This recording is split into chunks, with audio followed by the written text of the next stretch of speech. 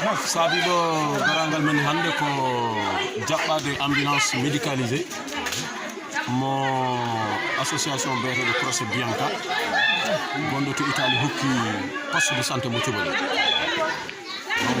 donc jogui weltare mawde e dow ɗum ruttude kadi teddungal Croce Bianca so min keeɓi ambulance o aussi ko sababu sukaɓe men wonɓe Italie aussi ressortissant Thiobalel naɓe wonɓe Italie donc ko kamɓe jokkodirno Croce Bianca jokkodiri amen pour que min wawa hebde ambulance médicalisée o min waɗi noon min gari hande kadi vraiment ruttude teddugal Croce Bianca wadde o cérémonie de réception amin jinno noon wona cérémonie ɓurɗo mawnude o kono noon temps de pandémie gonɗen ɗum waɗi mbaɗɗen limité tan cérémonie o juste tan pour hollide Croce Bianca weltare men pour hollide Croce Bianca section Kalisco Dada hollide ɗumen weltare men ko ɗum waɗi min gari ɗo hande wadde cérémonie de réception ambulance médicalisée. Bon, ambulance valeur mum c'est estimé à 26 millions. Valeur estimation technique ko 26 millions. Voilà. Jogorɗon jogorade ɗum. Eyyi bon min jogori jogorade ambulance o woni ko min mbaɗi en place ko wiyete un comité de gestion des ambulances. Comité de gestion des ambulances o noon ma wallodir e CDS comité de développement sanitaire gonɗo ɗo donc détaché carrément comité de gestion d'ambulance o no toppita kala ko woni suivi et entretien ambulance donc min tottiɓe tous les outils de gestion nécessaires min tottiɓe ɗum donc les cartes de bord ɓe ganduɗa so waɗi déplacé kala panne gonɗo hen winde hen après avec aussi du total donc min mbaɗi à leur disposition vraiment tous les outils nécessaires pour que ɓe mbawa wadde une bonne gestion de cette ambulance parce qu'il y va pour la pérennité de cette heddotoɓe ambulance ɓe hol conseil dokkoton ɗum pour mbawa wadde entretien ambulance no moƴƴi jogo ɗum ko min mbi ko tan par ce que min mbaɗi un comité de gestion des ambulances min tottiɓe carnet de bord donc joni il y a des cartes de membres donc tout ça là min définiɓe un compte bancaire aussi donc au niveau de vraiment et avec notre appui aussi caggal kala panne goɗɗo so tawi s'il y a une série de pannes yoɓe kala yimɓe fof ɓe ƴeewa donc avec tout ce qu'on a on waɗira suivi en tout cas si le carnet de bord c'est bien renseigné so Allah jaaɓi on aura contrôle et min codaniɓe vraiment des carnets nécessaires pour ça. Oui, je m'appelle Ibrahima Amadou Wat, du Tchamot, je suis le président de cette caisse de Thiobalel à Dakar.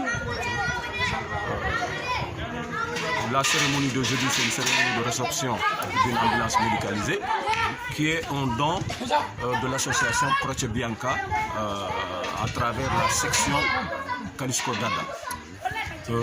Donc par le biais aussi de nos ressortissants de Thiobalel qui sont basés en Italie. Croce Bianca est une association de volontaires de secourisme et d'assistance publique qui sont, comme je l'ai dit tout à l'heure, basés en Italie et à Milan. Donc par ce geste, évidemment, Croce Bianca vient relever le plateau médical de notre poste de santé et aussi répondre à son nom, on dit. Donc une ONG, une association d'aide humanitaire. Donc ils sont venus au secours de notre poste de santé. Parce que les évacuations se faisaient dans des conditions extrêmement difficiles. Aujourd'hui, avec cette ambulance, je pense que la souffrance des populations va être allégée.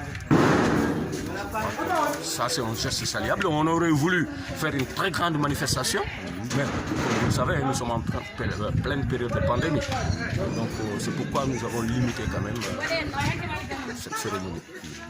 Et nous voulons en profiter pour remercier, comme je l'ai dit, Croce Bianca par la section, à travers la section Kalisco Dada, le président de cette section vraiment qui a bien compris les urgences, les évacuations posent problème à l'Afrique. Et il a répondu à notre demande.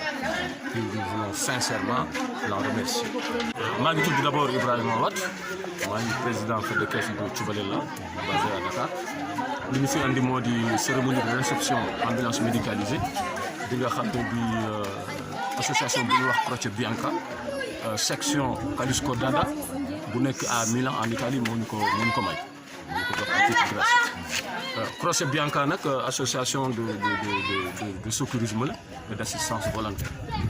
Donc, nous avons pour wax leen dañu am ay jafe-jafe pour une évacuation maladie.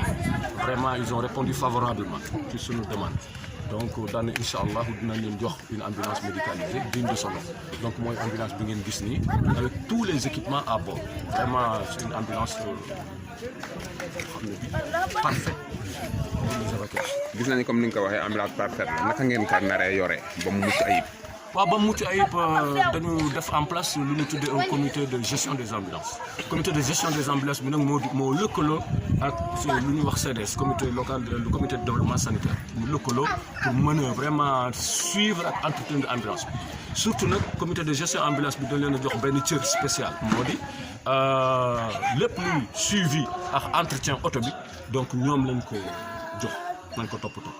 Donc, jox nañ leen nag tous les outils de gestion nécessaires jox nañ leen les carnets de bord jox nañ leen compte jox nañ ci xaalis pour leur permettre quand même de travailler et d'avoir un bon suivi de cette ambulance.